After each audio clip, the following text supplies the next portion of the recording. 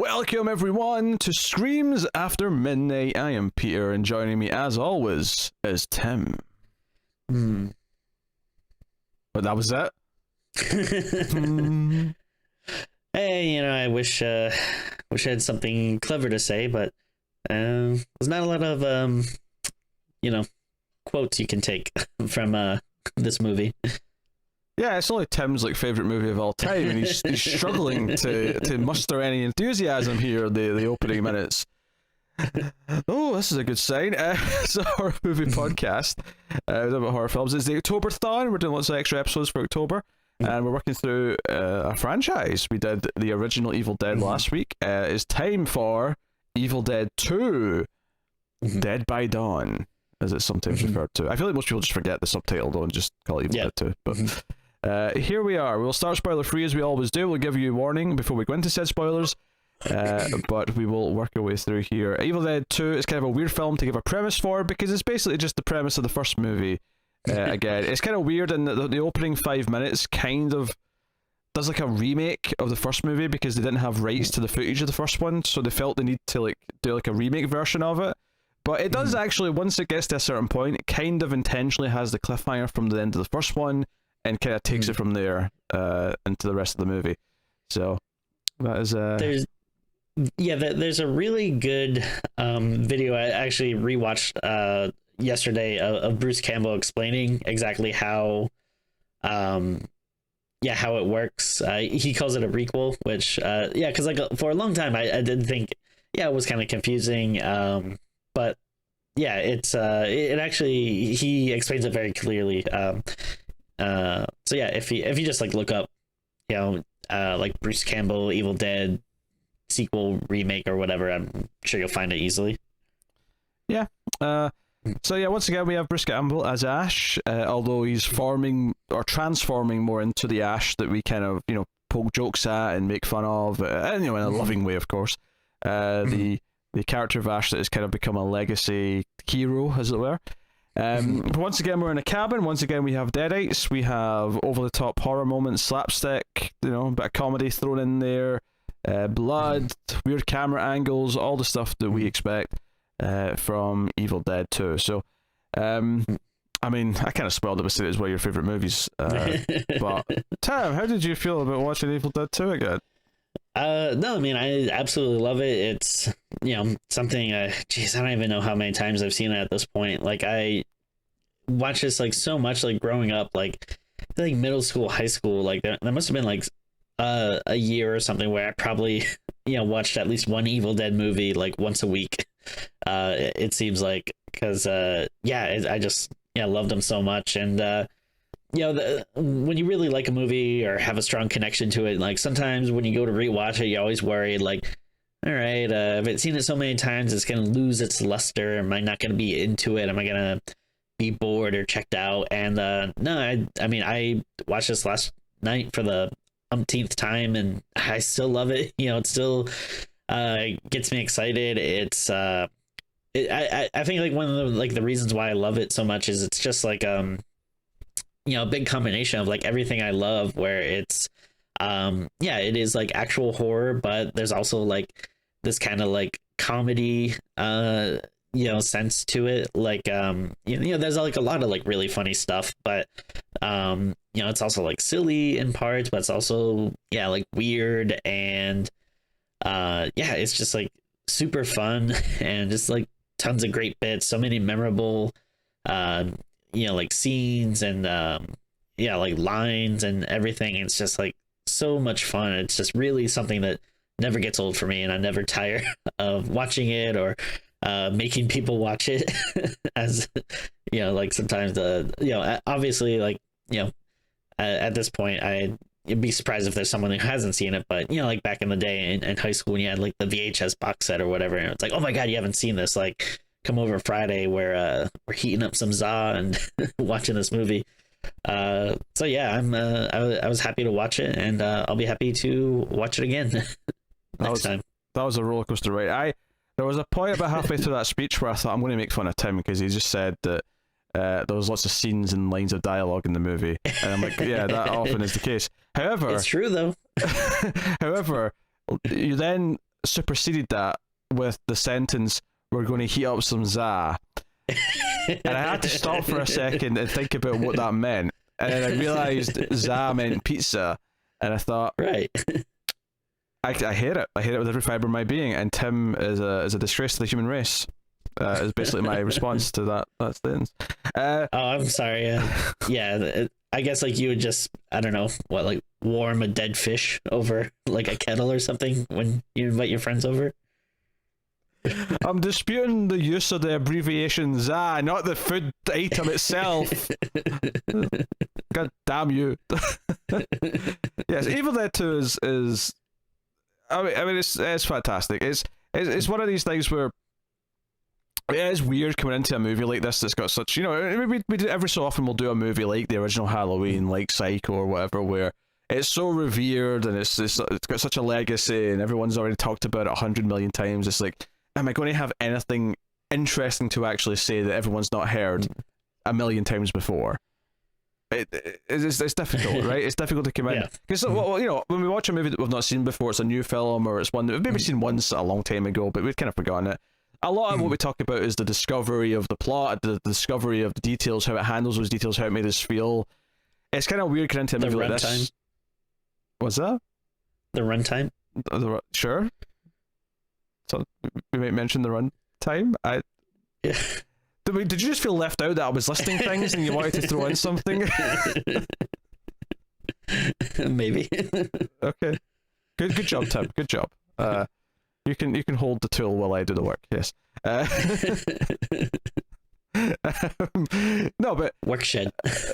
Yes, workshed. Yes. I actually tools are. I had a critique actually about the workshed stuff in this, and I was watching it on stream, and someone actually pointed out that there was a real practical reason for something. I went, oh, I never knew that. Very good. Interesting. Okay. So it actually answered a critique I had about a scene. Like, oh, a human can't put a chainsaw in their hand. It was not that, no. But Evil Dead 2 is very good. But one of the things I was fascinated watching these films again this time is that I was so pleasantly surprised by how much I liked Evil Dead 1 again, that I came into this going, am I actually going to think this is better?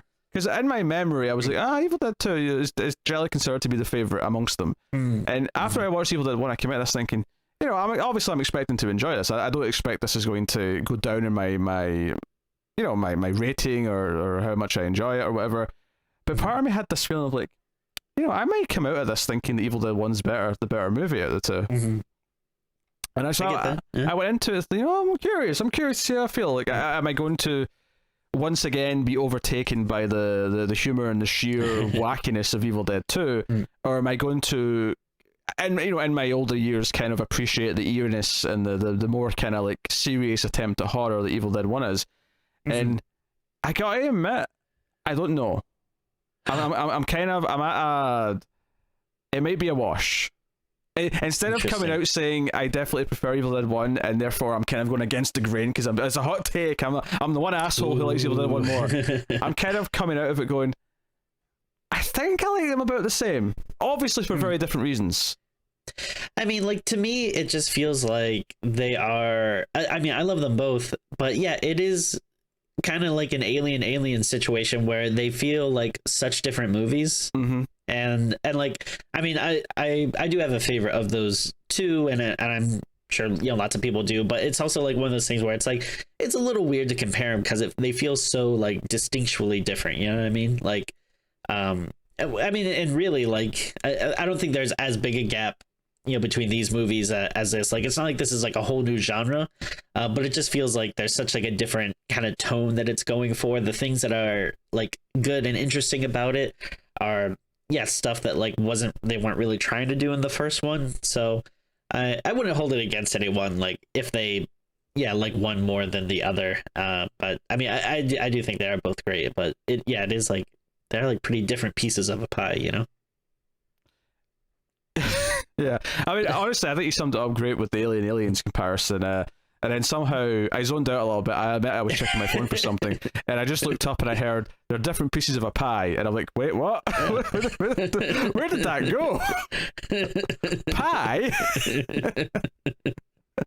Yeah, pie. Pie, okay. Yeah, pie. There's pie involved. No, I get what you're saying. The Aliens comparison is a good one. Obviously, it's not a perfect comparison, but I definitely see the correlation there, because they are doing different things, and it's such a weird, like, even the genesis of the idea of doing Evil Dead 2 and what Sam Raimi did with it is just kind of like odd. Like, at what point did he say, "Oh, I'm not going to do a proper sequel. I'm going to do this weird other thing instead"? Yeah. That takes a completely different, take on it. Like, what did Bruce Campbell do to him in those years that, like, just made him want to torture him for like 90 minutes? Yeah, you definitely get the sense that he enjoyed just throwing him around and dunking, like, liquids of various kinds all over him and all sorts. There's a lot of that going on in here. But I mean, what makes Evil Dead 2 work? Obviously, it's a bit cheesier. Bruce Campbell's Ash has a lot more personality in this one. It's not quite full on cheese like the third movie, but there's definitely a couple of moments where, he does make a one-liner at one point, which is something he never did in the first movie. Like, there's a one-liner. Even the remake stuff at the start when he's talking to our second Linda of the franchise. He does this sort of cheesy voice at one point. He's like, "How about you give Daddy some sugar," or something like that he says. But he puts on like a goofy face, and he's just joking around. But it's more like, it's like, you know what? And the next one, that's not a joke that he says something like that. He just says something like that because that's who Ash is at that point. So, it's interesting seeing those like genesis moments of like, this is where things are going. But I will say, I don't even know if you need the opening 5 minutes. That was a weird thing watching it again. I was like, you could just start with the shot of the ending of the first movie with the camera going through the house and just start there. Totally. And the movie could just, like, the only thing that maybe that opening 5 minutes does is that it does some exposition of what the book is for people who have not seen the first one. So maybe that's the one thing you would have had to fit in somehow elsewhere later, but... Yeah, like, it seems like it's, I don't know, kind of a weird choice, like, because you already have this kind of voiceover stuff in the beginning, and I wonder, like, all right, could you have maybe just tack something on the end of it as to... Yeah, like what happened, like, like Ash is the lone survivor of a group of people, but I don't know. I mean, maybe they like just really wanted to do like the Linda stuff again, like, because they definitely go like, I feel like, do like some more like proper creepy stuff than what they did in the first movie with their character, which I do like what they did in the first movie too, but maybe they want to go a little bit more with that. Yeah, it goes a bit wackier. If anything, the remake thing at the start, the opening 5 minutes, is kind of weird how quickly he's willing to kill her and then bury her. Like, there's not enough time, because in the first movie there's build up and like it's clear that she's dangerous and she's not herself anymore. Yeah. In this movie, it's like she just lunges at him immediately and he's like, "Oh, off with the head." Yeah, he automatically knows like what's going on. Yeah. So it obviously she gets out of the grave before too long, but. He's actually like super hypocritical in one way, because in this movie there's a point where Annie, later on when we get to her, like wants to like believe, because the Deadite pretends to be her mother again, and she's like, "Oh, it's my mother," and Ash is like, no, it's not her anymore, she's one of those things. But then later on there's a whole extended sequence in this movie where Ash is a Deadite, and when he comes back to being normal again and she's like trying to kill him, he's like, no, it's me, damn it, it's me again, I'm okay. And I'm like, but why should she believe you? You were basically telling her the same thing about her mother like 20 minutes ago. Bullshit, come on now, Ash, come on. I like that he like kind of becomes like a de facto expert on these things, even though like he really doesn't know what's going on at all. Not at all. He doesn't know a damn thing.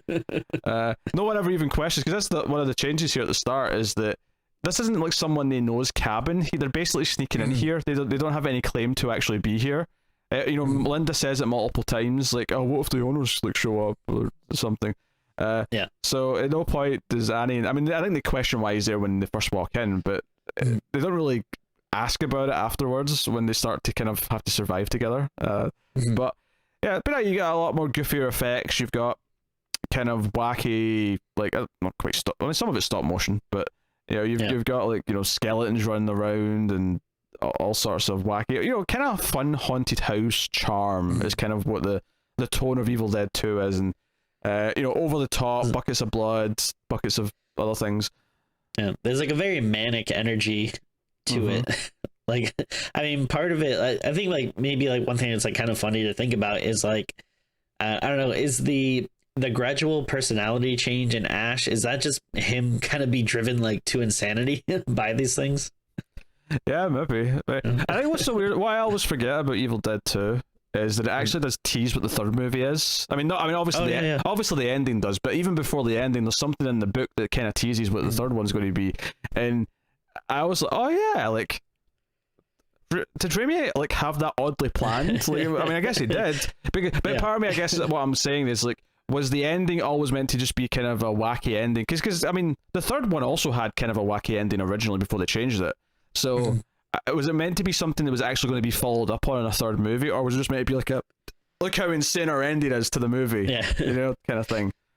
That would be kind of like a funny thing if like if like every movie ended with like this kind of like crazy twist, and then like the next movie would be like having to justify it, like how that it like plays out then. Yeah, I mean, either way, obviously the third movie does exist, and it goes on to like do some wacky stuff with that, but. It is kind of an insane ending given the premise. I mean, if you watched the first movie and you hadn't seen the second one yet, and someone said, "Oh, by the way, the second one ends with this," you would be like, "Wait, what? No, that doesn't make sense. Like that's like over the top and weird and all sorts of things." And like, I can't think of like any other horror movie that does that. Yeah. Because the first half of the movie, like, it's a good 40 minutes before the other characters who are in the movie get to the cabin. So there's a lot of this where it's Ash on his own, and it's kind of like a one-man kind of tour de force, if you will, of him reacting to things. There's several things in the movie where he has to kind of react as if there's something attacking him, where it's just a prop, so he's like doing all the, you know, like, for one example early on is like a head biting him, so obviously it's just a prop head, so he's just kind of flailing around. You know, he's doing his best kind of like Star Trek William Shatner-esque, like pretending that he's been attacked by this inanimate object. You know, lots of fun stuff with that. So dare I say it's probably time we go into spoilers, so I will take this time to thank our Patreon producers for the month. Obviously we're recording this early, so they may have changed a little bit by October, but thank you to Tyler Hess, Cindy Palacios, David Sharp, Board Now, Al Tribesman, Christopher Moy, and Brett Williams. They're our Patreon producers for the month. So they're all $20 or more on patreon.com/mailedfuzztv, and that's what gets them that credit. But you can, of course, support us for as little as $1 per month, just $1, and that'll get you access to an extra episode every single month. Although, during October, the Octoberthon, you get 4 bonus episodes. So there's a whole back catalogue now. I mean, by the end of this month, there'll be at least 25 episodes of the show that are exclusive to Patreon for that $1 tier. So there's a whole back catalogue to go and explore. $5 or more gets you access to the review episodes a day early and a vote once per month, and the $10 tier now gets you access to the Echoes by Morning vote, which is helping us pick the new sort of VOD movies that we do every month, and that's got a fun sort of system where the movies keep coming back, but the lowest voted for ones get eliminated. It's a whole fun little system. That's, you know, we've only done one so far at the time of recording, but it seemed to go down well enough, and we'll keep using that. So go and have a look, and you can join us at any tier. Like I say, $1 means the world, so if you want to go and support us, you can do that over at patreon.com/mailedfuzztv. But yeah, so full spoilers then for Evil Dead 2, Dead by Dawn. Yeah, I guess we just tackle it in sections. The first sort of half, which is, or you know, the Ash on his own side of things, basically, which breaks down into a couple of sections. There's obviously the remake section, which we've kind of mostly talked about. There's him actually, like, after the cliffhanger from Evil Dead 1, where he is kind of a deadite for like a minute, but the sunlight helps him fight it off. Your feelings on this? Yeah, it's fine. I mean, how do you feel about the idea that he becomes a deadite technically and is able to sort of like fight back and sort of get rid of it?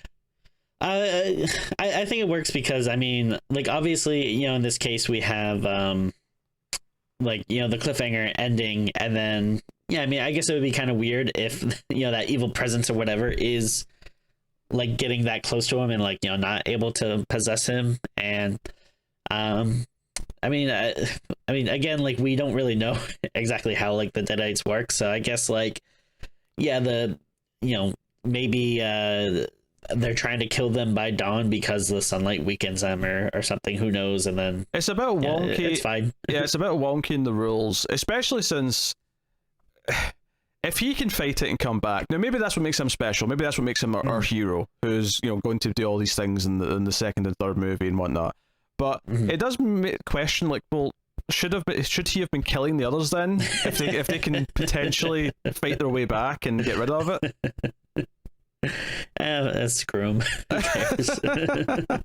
I'm just saying, these questions are raised, and it's true. Yeah, and obviously he becomes a Deadite properly later on for a good chunk of time, but there's this tease early on, and that one pendant that he gave Linda that's going to bring him back.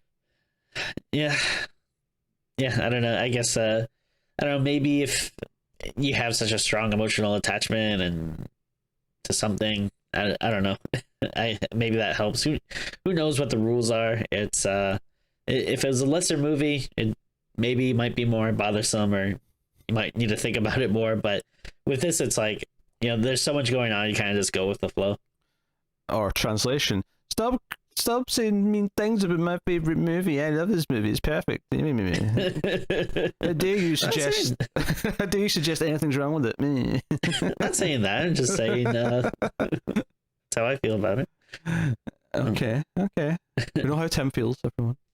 But yeah, from here though, like it becomes nighttime quite quickly because the bridge is out. You can't leave, and we get the Linda coming out of the grave is kind of the first big section, and her chasing him around with the head biting him, which ultimately leads to him cutting off his hand with a chainsaw.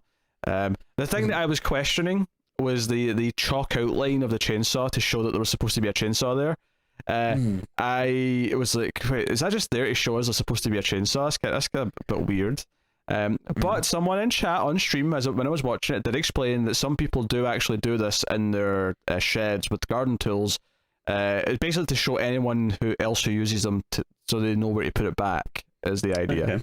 That makes sense. I thought it was kind of like a movie thing, just to like so we knew that's what was supposed to be there. Was the chainsaw, but okay. Fair enough. Yeah. I guess I never thought about it too hard, but that makes sense. It never bothered me that much. I mean, it's a fun, cheesy movie. I wasn't really caring that much about it, but it's one of those things that you like, it's a bit weird.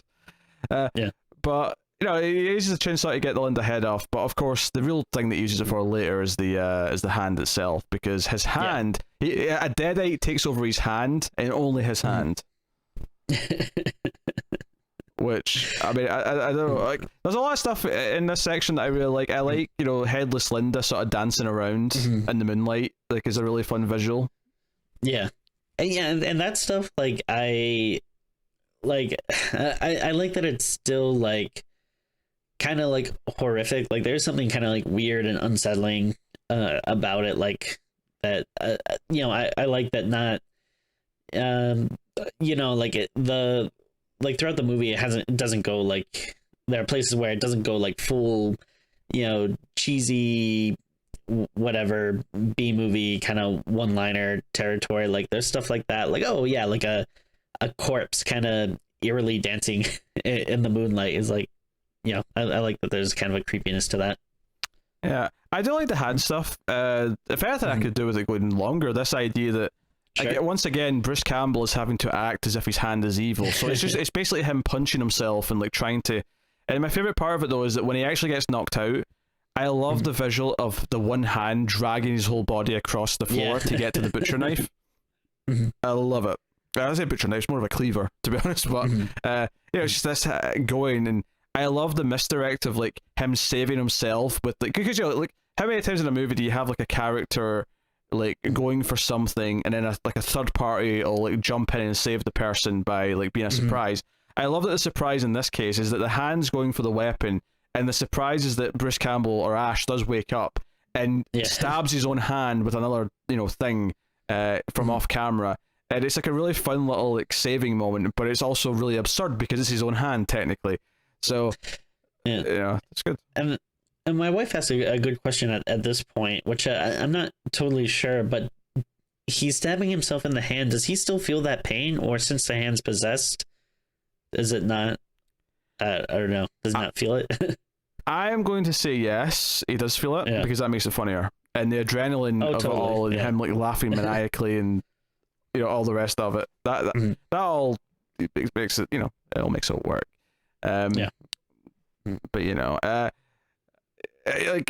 the visual actually before this of like Linda's head in the vice is kind of surreal, especially because the chainsaw. That's how the chainsaw is actually introduced. Is that the headless corpse comes through the door with the chainsaw, which again is so wacky and wonderful in the visual of like just this headless skeleton, which by the way has decomposed a lot in one night. I just wanted to put that out there.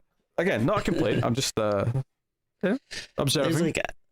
There's one scene, I mean, I forget, maybe it might just be when he first cuts her head off, that like the head like rolls towards the camera, and I don't know, I'm kind of curious how they did it, because it's such a straight roll, like, because the head, it's like, a weird, like shaped object. It's not like a perfectly round ball, so I feel like, it would be really easy for it to kind of like tip over to a side, or not roll that far or something. I imagine it's a combination of Greg Nicotero, who did the makeup effects and prosthetics. I wonder if it's like him doing a lot of like research and testing with different prototypes to get the right thing, combined with just a lot of takes to get the one that landed perfectly, would be my guess.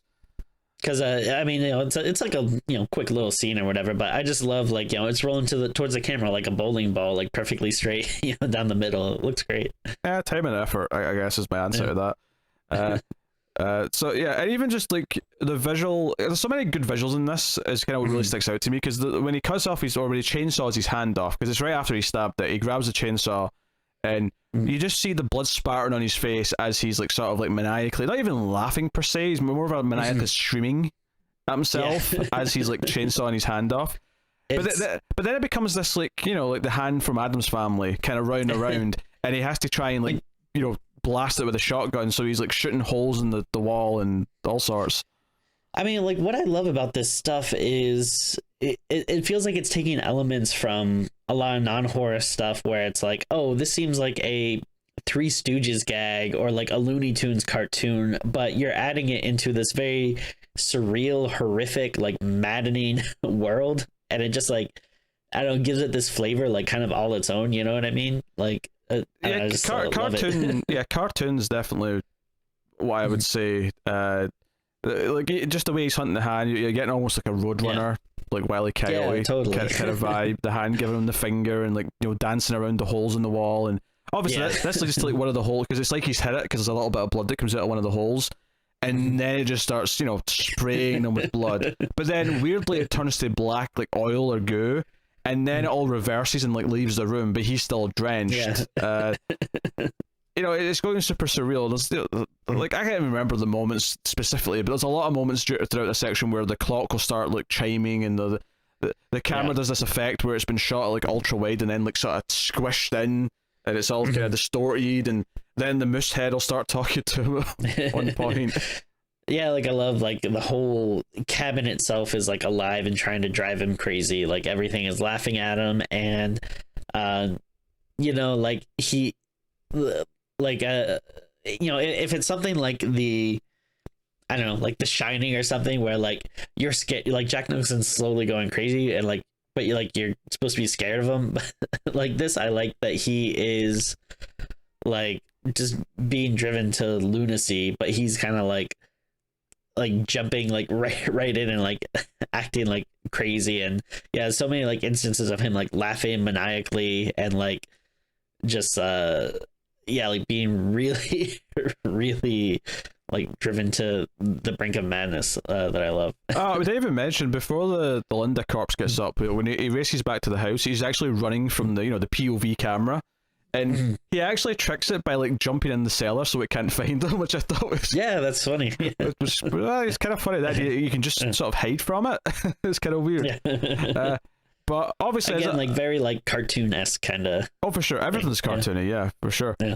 As this is going on, though, we're introduced to Annie and I think her husband or boyfriend, or you honestly like the rest of the cast. Like and I don't want to disparage them, but I feel like you really don't get like as much of a sense to them like at all. Like yeah, like I mean, obviously like who they like. You kind of can tell like by the way, yeah, they're dressed and acting. Like, all right, yeah, these maybe might be a little bit more uptight, scholarly types, and then the other two they meet along the way, kind of like these rednecky types. But you really don't get as much of a sense of their personality in this movie. Yeah, they're kind of there because we needed some more bodies for stuff they happen to. Basically, is kind of the gist of it.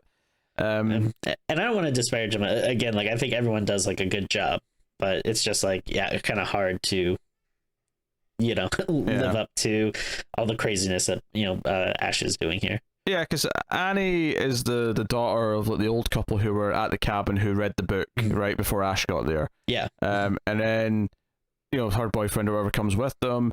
You have Jake and Bobby Joe along the way who kind of take them up to the cabin from a secret trail because the bridge is out, which obviously conveniently disappears once they're there, so they can't escape. Just to explain why Ash and that can't just leave, because of course.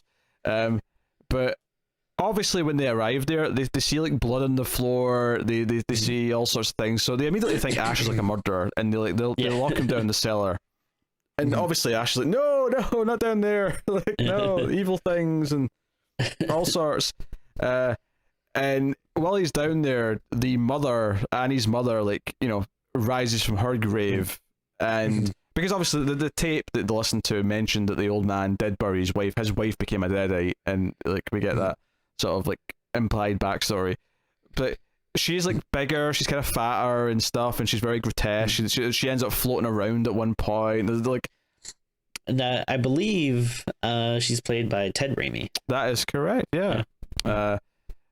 Possessed Henrietta is the character title that Ted Raimi gets here. Perfect for the role. I couldn't think of a better role for Ted Raimi. But they basically just are sort of trying to discover what's going on upstairs, and then eventually they hear enough that she's willing to let Ash out, and he's like yelling for help because he's been attacked by this giant deadite. So they end up trapping her down there, and the sort of this part of the movie is maybe, I don't want to say this like weak. It's weaker in the sense that Ash interacting with these other characters isn't as fun for the most part. The other characters, like, they have endings. Like, some of them are kind of silly. Like Bobby Joe just runs out into the forest because she gets scared at one point, and her, was it Jake's the dungaree dude? Yeah. To be fair, she did have an eyeball go down her throat and a disembodied hand clutching her. So, I might run out into the woods in those circumstances. I don't know. I feel like run out into the evil possessed woods, which, I mean, okay, she doesn't know what happened in the first movie, but she does get attacked by a tree. I mean, she doesn't get sexually assaulted. Have a tree scene. Yeah, she doesn't get sexually assaulted by the tree, but the tree is there. If I do like that, sometimes we cut outside and we can actually see like a tree that's moving, and like as in like the entire trunk is moving. We can see like the bottom of the trunk kind of like going up and down a little bit. Yeah, full on wackiness. But basically, this is where the plot actually comes into it, and I do like that it kind of hints at the idea that there is a demon behind the Deadites, and this demon wants to kill them all by dawn, and their only hope is to make it because we see the demon's face in a couple of instances. It's just superimposed over the cabin at one point. We see it in other places. Like, the idea being is if they can make it corporeal, if they can actually bring its like physical form to Earth, then they can trap it in another dimension, or because I thought they were going to say, or not this time obviously, but the first time I saw it, I remember thinking, is this like Freddy Krueger where they have to bring it into the world so they can kill it? But they need the pages that she brought with her, the book, which end up in the cellar. So basically the big, let's gear up and go down there to get the pages scene, where Ash saws off the shotgun, assembles the harness for the chainsaw, spins it around and says groovy. That's why he does this, because they have to go into the cellar where they know this deadite is so they can get these pages. And it's a sufficiently tense sequence of them sneaking around, and when they do eventually fight this thing, the head kind of extends out and we get this like monster movie kind of effect of it like trying to attack Ash, and Ash is doing his best. Although we actually have kind of glossed over the Ash becomes a deadite sort of chunk, because it's when they go out in the woods, because Jake forces them to go out into the woods to help try and find Bobby Joe, even though she was screaming the entire time. She's clearly dead. But the POV camera comes for them. Ash turns into a deadite. So we actually get like a 5-10 minute section of Ash being the villain and Annie running around like the final girl, trying to like survive from him. Which does shake things up a little bit. It is a little bit different. It's almost like this presence wanted Ash the whole movie, and it finally got its clutches in him. It's finally got him. So there is kind of like it feels kind of prominent when that happens, I think. Yeah, it would have been interesting to like watch this and not know, like, because I think by the time I had watched this, like Army of Darkness was already out, and so like I knew that obviously there's another movie with Ash, so he's not gonna die. But I do wonder what it would have been like watching it, being like, oh, I don't know, is he the ultimate bad guy now, or are they gonna kill him? Well, I don't know. Yeah, is it going to switch to Annie being the lead character? Which, obviously in hindsight that seems ridiculous, because Annie's like, she's fine, but she's not that interesting. Whereas Ash has obviously already got so much character in this movie that it is. But it does feel prominent when it happens, and it feels like, oh, this is a big deal. This could be the big, the game-changing ending is that Ash becomes the villain, and it's her trying to like kill Ash. But from there, he it's basically it's the necklace, it's the pendant he gave Linda that he looks at, and he kind of like brings him back to reality. And this is what I was saying earlier, when she like Annie's like trying to kill him still, he's like, no, it's me again, damn. I'm like, yeah, but the other deadites have tried to trick people with pretending to be normal again too, so why should she trust you? I guess it's just because, I mean, as opposed to be fair to her, like every other deadite, as soon as you suggest that they're faking it, they immediately turn back into being a deadite and be like, yeah, you're right, bitch, I'm a deadite, yeah.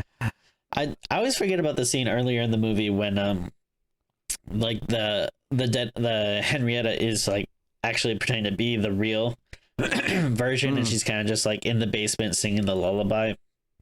I always forget that, because it does seem like kind of like a stock thing now, because I feel like we see that all the time in like possession movies where the character's like, oh wait, no, it's me again. But no, I think I like the way they do it here, and even though she kind of falls for it, I like that Ash is like instantly like, no, that's not her. Yeah, but later on Ash is like, no, it's me. Yeah, just trust me.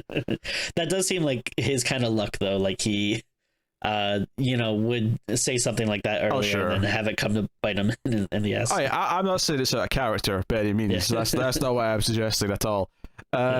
But yeah, we get the big, the montage of them getting, suited up. They go down into the basement, and it's tense because the deadite's not popping out right away. It's kind of it goes, and it is actually quite effective, because I think one of the things that I would say, having watched this again now as well, is that this actually does have a bit more tension than I thought it did, but it does it in a more comical way. Don't get me wrong, but Evil Dead 3, I don't even remember Evil Dead 3 having any tension, and that's not to critique it, because it works in what it's doing, but this is still a bit more of a horror movie than I remembered it being, despite all the comical stuff that's there. It's got more of a fun spirit, obviously, but I think, like all the kind of fun, wacky stuff is what's remembered, and probably why it's looked so fondly, but I still think it is a proper horror movie, and they are still going for elements of like, scares and tension and that sort of thing. And I mean, obviously, we'll get into Army of Darkness, like I still like it and everything, but like if you were to tell me like, oh, I don't even consider that a horror movie, I would like, I'm not gonna disagree with you. Oh yeah, I mean, Army of Darkness technically isn't. Obviously, we're going to still do it because it's the third movie of the 4 films, and so we're going to do all of them. But we get this ridiculous fight scene of Ash fighting the monster, especially once the neck's extended out and it's this like, over the top thing. But Annie dying with because the hand pops back, because at one point she picks up the dagger from the first movie, and I actually said out loud, oh, that dagger's still around, because they've barely mentioned it in this one, but it is there because Annie picks it up. So she's trying to read from the book, the hand that's been kind of missing for a while, like shows up and stabs her on the back, literally stabs her on the back. But she does actually get to finish reading the thing, and this vortex opens up outside, and it sucks the monster, and it sucks the demon into the vortex.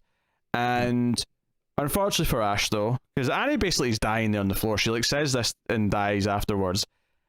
Ash gets sucked in to the vortex, of course, which is the end of the movie, because the tease earlier on when she's showing him the book, which this is what shocked me watching this again, is just how obvious it is Ash in the book. Yeah. She's like, this, but centuries and centuries ago they spoke of this this hero who saved them from the Deadites, and it's like, that's the blue shirt. Like, put him in a different shirt or something, but it's clearly Ash with a chainsaw. But the end of the movie, of course, is he lands in medieval times with the car. Now, you can correct me if I'm wrong, but I do not remember. Like, I'm pretty sure they kind of retcon the reaction to him in the next one, right? Because because here they treat him like he's a hero immediately. He's like, oh, the hero, he must be the chosen one. He killed the Deadite. Yay! Yeah, no, and then like Army of Darkness opens up with basically him being captured and treated as like an enemy and like being led away in chains. So yeah, like another ending retcon. Yeah, so there's a bit of like fuzzy molding it to fit their needs. Yeah, stuff going on, which is fine. But I was like, because I think I always remember ending with him traveling and landing in the past, but I always forget the details of what actually happens when he gets there. Because I guess because it is so different to what Evil Dead 3 actually is. Yeah. But and I think it actually is like pretty funny, like the juxtaposition between like he kills that Deadite in the past and like everyone starts cheering his name and acting like he's a hero, but he like is like so like not into it. He's like just so still frustrated and angry. He's like, no. Yeah, he's basically going, no. He's basically crying in pain as the camera pulls back. Which is funny because like everyone else is like, yeah. But it's even just funny, again, from a continuity perspective, because in Evil Dead 3, the second that he realizes they love him, he's like, oh yes, treat me like a king. Yes, hail to the king, baby. Like, he's totally into it. So it's just so weird, like some of these differences. So obviously some ideas did change between the making of 2 and 3, but certainly it feels like it was at least, like I say, I'm not sure if they actually planned a third movie. I mean, maybe they've said this in interviews and stuff, so this might be something that's out there to know, but like, was this planned as actually a setup for a movie, or was it just meant to be like a wacky ending? Kind of how the end of Back to the Future 1 wasn't actually the setup for a sequel. They just did that as a fun ending, and then said, oh, okay, we're doing a sequel, we have to continue it from there. So how does that lead into what we're doing now? It's interesting stuff, though, for sure. Yeah. Great question. Yeah, I'm not sure. I'm sure I probably heard a commentary or something that mentioned it at some point, but I can't remember. Yeah. Yeah, Evil Dead 2 is like, it's hard to really say much bad about it, even though I've poked fun at a couple of like weird choices. It's hard to poke fun at it because it's more interesting in being this entertaining like cartoon the entire time, and it's something that when Sam Raimi's tried to do this in other movies since, I've kind of hated it. There's something that just feels off about it, but there's just a perfect like lightning in a bottle concoction here, and I think part of it is Bruce Campbell. I think a lot of the stuff that he does in Drag Me to Hell, like those characters are so played for straight that none of it works for me at all. It feels like stupid. And here though, having Bruce Campbell react to it and having him maniacally laugh at it and like his over the top acting, and then on top of that the camera work as well. All the Dutch angles, the weird distortions, the hallucinatory moments of like Moose talking, and all these things. I mean, I hate to get like all fanboy and everything, but like I really can't imagine any other person like playing this role. I mean, and that's why like, I think one of the best moves, with the remake was not, trying to have another Ash, because I don't think you could like really recapture that. Which is why I never called that a remake, I'd say reboot. Also, I said Mister. Sure. I'm pretty sure it was more of a deer, but it doesn't really matter. But it's a dead animal on a wall. That's the different stats. I'm having a Cabin in the Woods to have that joke where the stoner doesn't know, like he thinks it's a wolf, but it's or it is a wolf, but it's like he says bear, so I can't remember what the animals were, but he says like clearly the wrong animal, and it's like, wait, have you never seen a wolf? What do you know what a wolf looks like?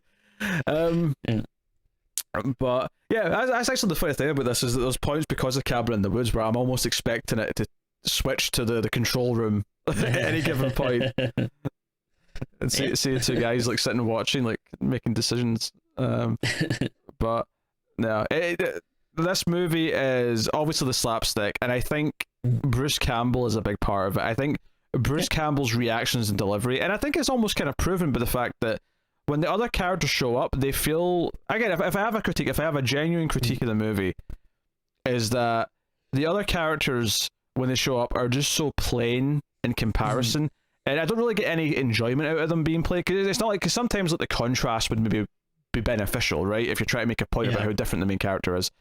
I think they're fine, they're serviceable, and obviously, but they're mainly just there for Ash to like get to his next story beats and like serve the plot.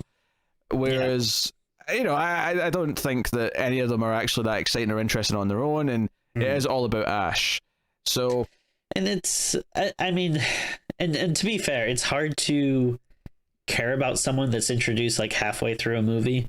Oh sure. You know?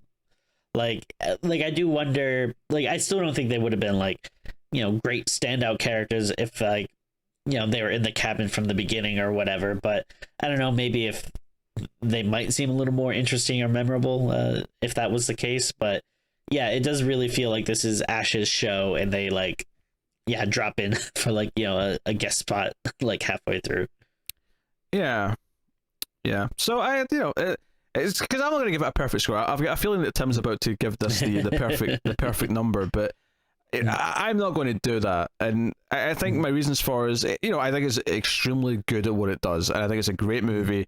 You know, a couple of nitpicks there about other characters or whatever. I think it knows that it shouldn't be long. You know, it's like 85 minutes, and it shouldn't be a minute longer. It's perfectly length for what it is. And every time I watch it, I come in almost being a little bit cynical, thinking I won't like it as much this time because maybe the humor of it and the cartoony elements won't work for me the same way. But every time it kind of wins me over again and again, and so credit where credit is due. But I think we're at the point where we're going to rate the movie. So Tim, what are you rating Evil Dead 2? I mean, again, it's like probably my favorite movie of all time, so I really can't go less than a 10 out of 10. You know, I don't disagree with like, you know, some of the nitpicks and everything. So you know, in terms of like, maybe is this like the best movie ever made? Is it absolutely perfect? Maybe not, but in terms of like something that to me is like has a personal attachment to, that I think is like a favorite of mine, like I can't deny that. So definitely a 10 out of 10 for me. Yeah, the actual best movie ever made, of course, is Shopping Mall, and no one will dispute that, of course. Oh sure, of course. Yeah, no, I'm going to go with an 8.5. I think it's a great movie, and like it's one of those ones where I probably do rate it a bit lower than like I think a lot of hardcore horror fans do rate Evil Dead with a 10 or something close to it. I think it's really, really great, and it's always a charming time watching it. And I think when it comes to like Evil Dead 1 versus Evil Dead 2, I do think it's partly a mood thing, but also a taste thing. Like, I think if you want the eerie horror movie more, you're going to like Evil Dead 1 more. Sure. If you want the cartoony thing that Evil Dead 2 does more, you're going to like that more. As someone who enjoys both, and enjoys many examples of both, I'd say. That said, I mean, when it comes to cartoony horror, a lot of the cartoony horror that we do enjoy doesn't tend to intentionally be that, but right, that's, you know, that's another debate for another time in terms of, you know, what makes it work. If anything, I'd say that more often than not, when it's intentional, it tends to fall flat. So maybe that's you know, a testament. Maybe, do you know what Evil Dead 2 is actually? To compare it to something else, Evil What's Dead that? 2 is to intentional comedy or comical horror what Airplane and Naked Gun are to spoofs, in that most of the time later, most movies can't succeed when they intentionally try and do it. But it's the kind of the example that says, no, it can be done. Lightning can strike in the bottle. Yeah. Maybe that's a forced comparison, but no, I definitely see that. Yeah. Yeah. Because I even think Sam Raimi's been able to recapture it post Evil Dead, but I know you disagree with that. But yeah. No, I mean, I definitely think that these are his like, you know, crowning achievements, but I mean, I do like quite a bit of his oeuvre. You can't just make someone's like filmography sound better because you call it oeuvre, Tim. It doesn't just instantly give it some prestige. Well, I just did, so. Yeah, all right, fine. Hoity Tim over here. Hey, everyone knows I'm the pretentious one out of us. I'm Tim. I'm the brains of the operation over here. Me and my goats. And my President Werewolves. Let's check out President Werewolf. Contact him today for your own copy of issue 1 of the comic book. Yeah, you can have a copy of this. Whoa! This guy right here. 1 of 3. The Ambition. Yeah. The Ambition 3-issue miniseries. Yeah. Oh, what? You think I should work on my 60-issue magnum opus? Tim, if it doesn't fill at least one omnibus, then what's the point? I mean, if I can't murder a man with your finished comic book series, then it's not big enough. Good, fair point. I'll start adding some filler. Yeah, just do issue 1 and then have 10 issues of filler, then have another issue of proper story, then another 10 issues of filler, and then eventually you get to the end. Yeah, it's pretty easy for a independent creator who is doing everything himself and doesn't have a ton of money to, squeak out 40, 50 or so issue series. I'm clearly being silly, Tim. You don't have to bring real world factors into this debate. I'm just saying. That's like you say to me, why don't you just go and make a $200 million movie? Well, Tim, it just so happens that I don't have $200 million. I mean, maybe it's because I'm doing more of these short comic stuff, and but I actually am finding myself more and more having an appreciation for one shots or one and done stories. Sure. Not that I mean, obviously I like my big long arcs and everything, but don't always need big 24 issue massive series or whatnot. I agree. Sometimes the story is self-contained with a beginning, middle, and end is all you need. Yeah, and I especially think that's a big problem with that. I feel like a lot of indie horror titles is I feel like there's a lot of good one and done stories, but then if they're somewhat successful or something, all right, well, we gotta do a sequel or something, and sometimes it's kind of hard with it's oh well, you just that kind of one good premise, you don't really need to build on it. But I could talk about this stuff for hours. I mean, movies have that problem too, so it's hardly unique to totally comics. And I think that's something we've talked about before, when we do franchises and stuff. There's certain ones that feel yes, I see why there's 12 Friday the 13th movies, but then it's why did you have to make more Saw? Why? Because enough people saw it, Tim. Oh, okay. they thought the title was a command. Yes. Anyway, so if you made it this far in the review, I know we're a bit off topic there after the ratings for a minute, but if you made it this far in the review, obviously the word in the comments that I want you to put is groovy. What else would it be? This is his catchphrase, of course, Ash.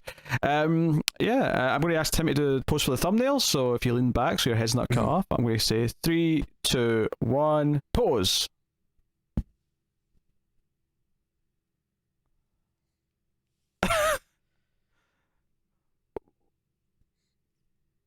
What is happening? Why are you doing a kung fu stance? Why are you still posing? I don't understand. This is madness. Are you trying? Is this maybe you holding a book? I don't know. How do you read? I didn't think about it beforehand. I thought something would come to me.